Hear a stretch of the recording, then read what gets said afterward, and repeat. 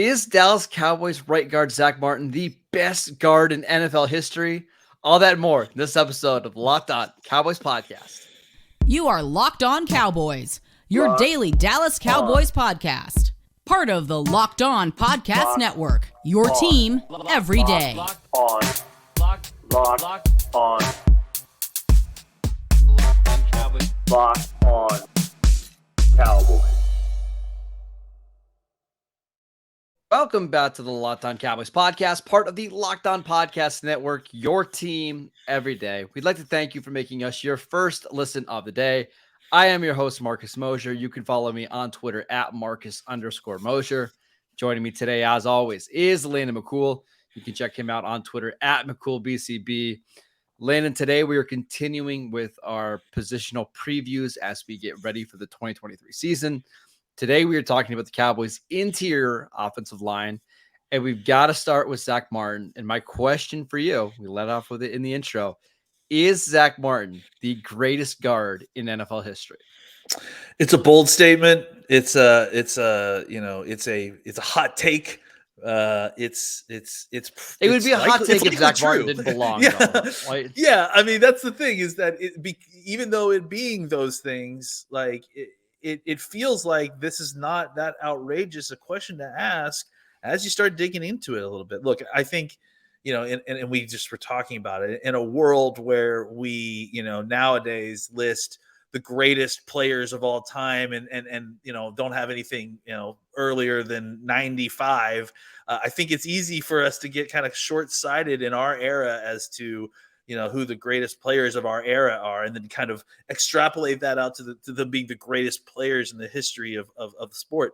And I think you and I mentioned, a couple of names that, of guys that are, pre-70s, pre-80s guys that, I think back when guards probably really mattered a lot more, the Jerry Kramers of the world that probably need to kind of get thrown in here and mentioned. Sure. But I think if in the world that we live in, where basically everything started since we were born or whatever, yeah. I think he is on that list, and I think he's at the very top of that list. I think the accolades alone put him in the striking distance of having this conversation, and then on top of that, I think when you go and watch the down by down play of his, and I think that's the other thing about the position is that it's such a nondescript position that you're not going to have a great highlight package of Zack Martin. I mean, you may have some great blocks where he's knocking people down. If you know offensive line play, you certainly appreciate him. But it's not like a receiver where the flashes you're going to see with the Hall of Fame. It's the consistency. Year in and year out, right? The year in, year out, and snap in, snap out. The way that he is playing at such a high level, consistently, constantly, through injury, through whatever. That is what makes him so special, is just the high level of consistent play for as long as he's had since he's come in the league. I think that is kind of his calling card. And I think if you're going to make that argument at a position where you don't see a lot of, people making flashes at the position, it would be appropriate that such a non-flashy player such as Zack Martin would be considered the best at that position of all time. So the guy that I think, if you're going to have a conversation about who's the greatest guard ever, you mentioned Jerry Kramer. I'm going to mention John Hanna, who played for the Patriots. Now, during his career, he had 9 Pro Bowls, 7 All-Pro selections, was on the All-Decade team in the 70s and the 80s, which is really hard to do. You compare that to Zack Martin, who has 8 Pro Bowls, 6 All-Pros, and was on the 2010 All-Decade team. I feel like if Zack Martin puts together 3 more Pro Bowl seasons and an All-Pro selection, and he makes the All-Decade team in the 2020s, it's going to be hard to say that he's not at least the best guard over the last 20 or 30 years. My question for you is this: do you think he's the best Dallas Cowboys guard in franchise history? I mean, obviously, you're slowly mentioning Larry Allen here, which I think is a name that kind of has to be thrown into this conversation as well. Larry Allen is one of my favorite players of all time, and I would tell you that Larry Allen, before the Zack Martin, Tyron Smith era, Larry Allen was probably my favorite offensive lineman the Cowboys ever had. Yeah. I think Larry, is a different type of player. Larry is actually the example of the flashy offensive lineman, right? Because he is a guy whose highlights you could include. You could show him running 60 yards to chase down a linebacker against the Saints on an interception return. I think it was his rookie year. You could show all the John Madden clips of him just crushing dudes and John Madden just freaking out in the booth. Like, there is more of that. I would say that I think that Zack Martin at his position specifically, just playing right guard, has set a standard at that position that I think is hard to meet for any player. I think Larry Allen thrived at both guard and tackle and was a very different type of player physically, obviously with his strength and the way they played. And I don't know that he played with the same level of consistency that you saw Zack Martin play throughout his career. So I tend to think that Zack Martin maybe was a better guard than Larry Allen, but I also, think it's tough to call anybody a better offensive lineman than Larry Allen and be a Cowboys fan. I mean, I'm also kind of biased here. I mean, I'm going to move my webcam a little bit. You could probably see there's a certain Zack Martin jersey in my office. So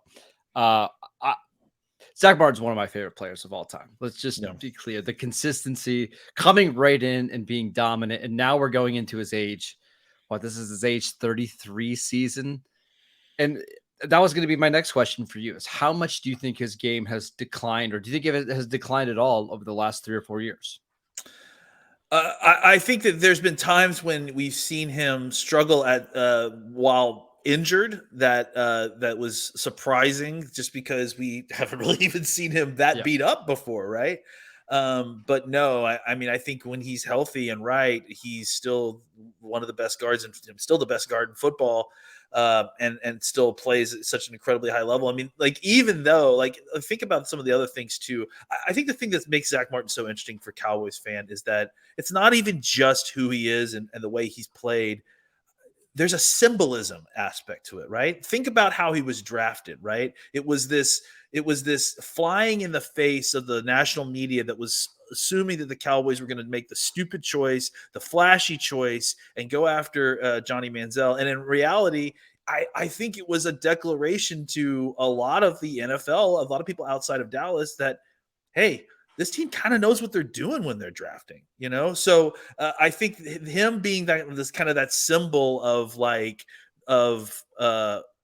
stability, of getting the small things right, I think that is kind of also playing into the lore of Zack Martin, that he coming into the league, as opposed to the Johnny Manziel pick that everyone sort of assumed was going to be the pick, early in their careers. I was actually going to go a different way. He's one of the symbols of, like, sometimes what you don't get ends up being better for you. Like, for example, they wanted Ryan Shazier, right? That's who they were going to draft in 2014. Ryan Shazier ended up getting picked by the Steelers at pick 15. The Cowboys settle for Zack Martin. He ends up becoming, again, I think, the best guard of all time. The Cowboys wanted to trade up and draft Paxton Lynch. They couldn't do that, so they decided to wait. They wanted Connor Cook. Connor Cook goes ahead of them in the 4th round. Instead, they settle for Dak Prescott. Like, this has happened over and over in the franchise history. Sometimes when they end up settling, things work out unbelievably well for them, like in the Zack Martin case. There certainly is an element of it's better to be lucky than good. Yes. That happens in the draft. Yes. I won't argue that point. All right, so Zack Martin is really the only sure thing on this interior offensive line for the Cowboys. Let's talk about the left guard, the center position, next. This episode is brought to you by FanDuel. Baseball season is in full swing, and there is no better place to get in on the action than FanDuel, America's #1 sportsbook, because right now, new customers get a no-sweat first bet up to $1,000. That is up to $1,000 back in bonus bets. If your first bet doesn't win, just go to FanDuel.com/lockedon to join today. You can also go bet on NFL futures. We've got boxing. There's UFC. We've got tennis, golf, anything you can imagine. FanDuel has it. So don't miss your chance to snag a no-sweat first bet up to $1,000 when you join FanDuel today. Just go to FanDuel.com/lockedon to sign up. FanDuel, the official partner of Major League Baseball. All right, we are back here on Locked On Cowboys discussing the interior offensive line for the team going into the 2023 season. Landon, let's start at left guard because that's a position that we focused on a lot this offseason. We talked about on yesterday's show for all you everydayers that we think Tyler Smith is at least going to start there. If it's not Tyler Smith at left guard, who do you anticipate starting there? I mean, that's the $50 million question or whatever you want to put the price at. I mean, sure. It's tough, and I think that ultimately that's what we're trying to figure out with all of this, right? I think it all fits into place on the offensive line very clearly until the point where you get like, okay, we understand the contingent plan for Tyron Smith is to kick Tyler out to tackle if that's the way we're headed. But what's the plan at left guard after that, right? And that's the part that's still being kind of worked on. And I think you're going to see a pretty serious competition between some veterans, some younger guys, all to get in there and kind of see who can kind of fit the bill. I think the first name that we have to mention here, just because of chops and because of what the interest is and the kind of fact that we just keep hearing the name, is Chuma Edoga. They clearly had interest with him when he was with the Jets before. They tried to get him, I think, in the 2021 season, if I'm not mistaken, and things didn't work out. And they did finally get him. He's an interesting guy, and we've kind of talked about him a little bit, but I think there is some potential upside here. He's still very young. He didn't play a lot of guard in the NFL, despite, frankly, having a body type that fits better probably at guard than tackle. He's a very unusual body, very unusual athlete.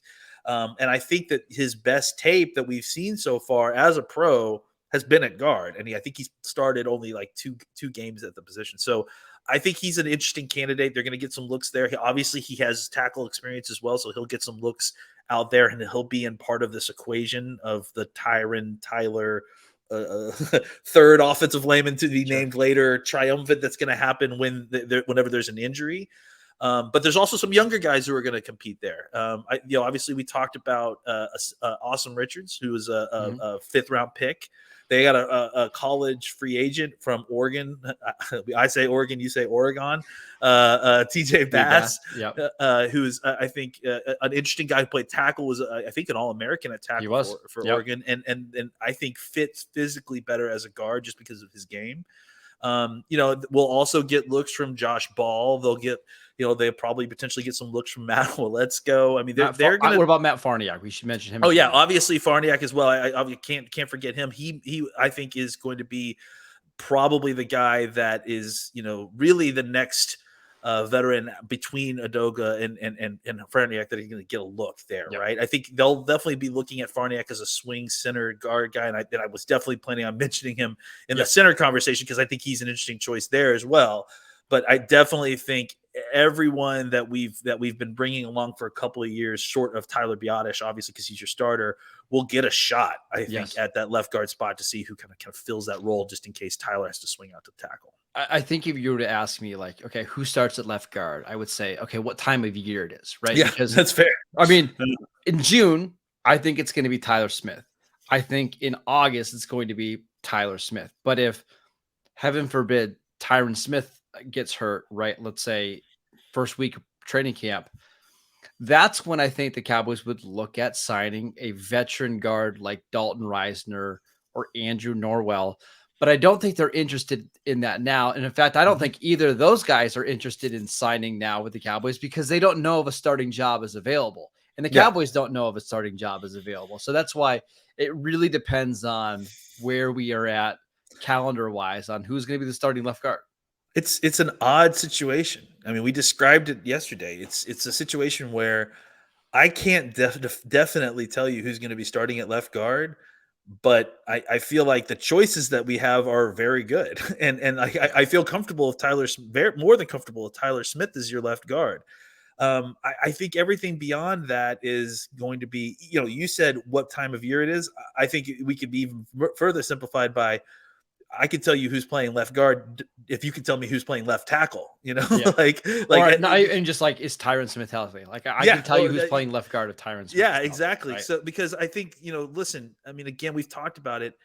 The Tyron Smith backup situation is not making us worried because we feel good about Tyler Smith's future as a left tackle, but the uncertainty comes in replacing Tyler Smith's spot at left guard, and that's what, and that is where they are employing a throw a whole bunch of stuff against the wall and see what sticks situation, at least in training camp. And then, if they get through training camp and it doesn't look good, or if they get through a couple games and someone gets injured, that's when they start thinking about making the call for a veteran, but not until then.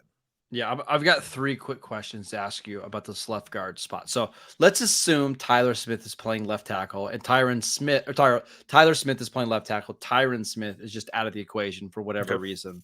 Okay. Who do you feel the most comfortable to get you through a game?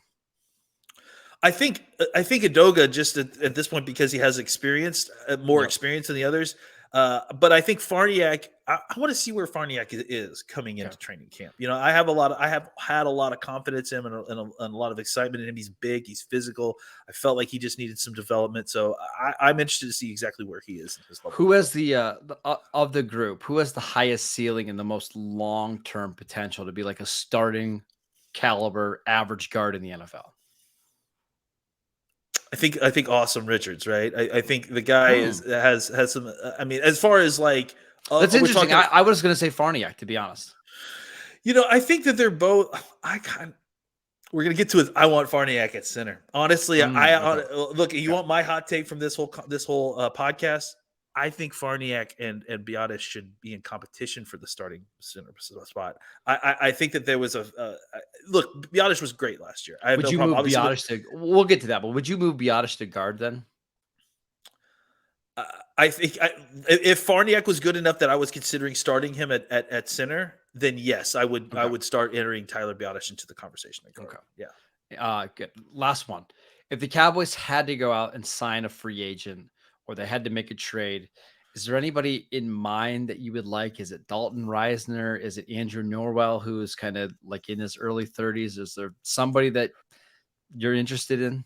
Well, Reisner, I feel like those particular 2 guys aren't great fits for what you're trying I think to that's do, the issue. Right? Like Reisner is like, I feel comfortable with Reisner as a pass protector, but he's not moving anybody off the line as a blocker anymore. No. And Norwell is specifically a very good man blocking guard and not so great at zone blocking. And I think that the Cowboys are going to be kind of, again, leaning heavily in a zone blocking scheme. So, that's not a reason necessarily not to sign him if he's good, but I think, it's a lot of money. He's older.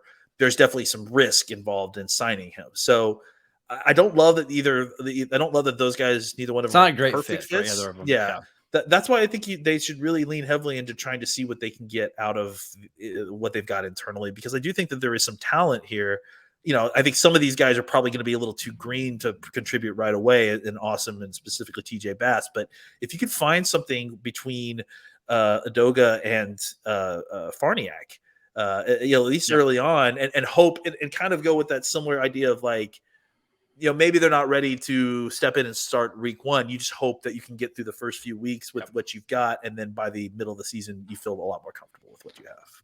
All right. You kind of teased it. Let's talk about the center position in Tyler Biadasz and if the Cowboys should extend him next offseason. Next.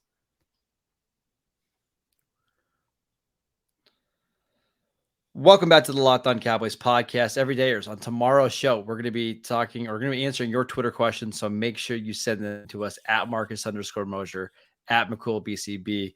But today we're finishing up our interior offensive line conversation by talking about Tyler Biadasz, who is going into year 4. This is going to be his 3rd year as the starting center, we think. Last year from Pro Football Focus, he graded out as the 25th center in the league. It was actually the worst year of his career. But I really admired his toughness coming back and playing in the playoff games last year after suffering a high ankle injury, battling through. I thought he played well in the playoffs. This is a tough one. What do you think the Cowboys should do here? I think it's a tough one. I think that Tyler has done an admirable job for most of his career. I think that last year was a drop off in play a little bit. I think the injury is obviously a part of that, so we're not going to, slam him too much on that. But I also think that it's not like he was playing irreplaceable football before that. You know what I'm saying? No, he was basically a league average center before that. Yeah. And so I actually was surprised. Was it last year? I was surprised that we haven't seen any kind of competition at center, even going back to Connor Williams and Connor McGovern, right? Like they got looks at center late. And so, that didn't really actually insert them into any kind of competition during those training camps. I'm hoping that there's more of a competition. We got a new offensive line coach. I'm hoping that there's, everything's kind of more open because, look, I think Farniak didn't necessarily play fantastic when he was on the field last year, but I also think that more snaps and more opportunities at center would help. And I also think that Farniak's a much better athlete than Tyler Biadasz. So I think that there might be some more upside there than that's untapped. And so the problem with this, though, unfortunately, is that center is such a cerebral position, and you have experience is valuable, right? And so, you don't just necessarily want to pop an unproven center in the middle of that offensive line. So that's kind of the downside, obviously, with someone like Farniak. He just hasn't played a ton of snaps. Biadasz has a lot of experience. As far as re-signing him, I mean, I don't know. I feel like he's played basically replacement level center football, right? Like he's been a starter, but I don't know that he's been a good starter at center. He's been an average, maybe above average at times starter, right? I would say if you look at the kind of the roster construction of the Cowboys, I think it gives you some signs what's going to happen here, right? So they have Matt Farniak, who I think they want to maybe get ready potentially to be the backup this year, maybe to compete with Tyler Biadasz. But they kept two centers on their practice squad that's true. all year long, Alex Lindstrom and Brock Hoffman. Alex Lindstrom is way more of the zone blocking center. He's like not even 300 pounds, but he's a really good athlete, right? Yeah. Brock Hoffman is a little bit bigger, not massively bigger, but I think they're getting ready. Those guys ready. So by year 3, they could potentially be options if Tyler Biadasz leaves in free agency. And maybe this year, one of those two will be on the 53-man roster, just getting ready on game days. Yeah, and I do think that the only other thing that is, I think, needed to be weighed in here too is that I wonder if I think that the change in pass blocking schemes and how they're handling the pocket, that may have an effect here on how they're kind of constructing this offensive line. They may even lean further into needing a stronger front of the pocket. So if that's the case, you wonder how much strength and weight someone like Hoffman and Lindstrom put on in the offseason, because like you said, they getting to the second level and blocking, no problems. Those guys are just so much smaller than Biadasz. But yeah, they're 20 pounds lighter than Biadasz in some cases. So not that Tyler Biadasz has necessarily been a strong player, but I think as far as a pass blocker in the front end of a pocket, he's done a good job for the most part in working in conjunction with guys. Now, maybe when you have someone like Tyler Smith as your left guard, as opposed to someone like Connor McGovern or some of the other guys, you can afford to have a little bit smaller center in there just because you can kind of work with guys. But it's something to consider, because I do think that's going to be a major part of the consideration of what's going to happen at the center position moving forward if these guys are just completely undersized. I also look at their division, right? Look at the other 3 teams in their division and the defensive tackles they have. Washington has Jonathan Allen and Daron Payne, and they signed Ashawn Robinson this year. Yeah. Philadelphia has Jordan Davis, Jalen Carter, and a bunch of other guys on that depth chart. And then the Giants, they've got Leonard Williams and Dexter Lawrence, who might be the best pure nose tackle in the league. Yeah. So can you afford to go small at that position? I know you can't build your roster just based off your division, but if it's close, you probably would go with the bigger guy there, right? I mean, it's a third of your games, right? Yeah. that you're playing against really, really, and the most important of the games, right? Yeah, absolutely. So, I mean, I think there is a certain amount of roster construction that happens in reaction to the division, and I don't think that that's necessarily a terrible thing, because you're guaranteed to play a third of your games every year against these guys, right? So, I think that is, again, something that has to be weighed in here, and that's why I tend to kind of lean back into the idea of Farniak being the guy, because he's a bigger guy. I think he may not weigh as much as Tyler Biadasz, but he's right there, and he's also got better length. So I think that the idea may be that you got these two kind of undersized centers, but can you really rely on someone that size to step in and play center? So the Cowboys have given themselves options for sure, to kind of shield themselves off from having to necessarily re-sign Tyler Biadasz if they decide they don't want to do that. But we're going to definitely need to see more from Farniak. From Lindstrom and Hoffman, in order, size wise, in order for them to kind of enter the combination, the competition. And then we're definitely going to need to see more from Farniak, just from development level, in order for him to be in the competition as well. Camp battles aren't really a thing anymore. It just doesn't see. It feels for the most part like your roster's kind of set going into training camp. But I am interested in the left guard in the center position, because I won't be surprised if we get some shuffling kind of from what the roster looks like at the beginning of training camp to the starting roster in week 1, as the Cowboys look to find their best 5 and their best backups behind their starting 5. That is it for today's show. We want to thank you for making Locked On Cowboys your first listen every day. Again, everydayers. On tomorrow's show, we're going to answer your Twitter questions. So make sure you send them into us at Marcus_Mosher, at McCoolBCB. We are free and available on all platforms. Go check us out on YouTube. Follow us wherever you listen to your podcast, and we will see you guys right back here tomorrow.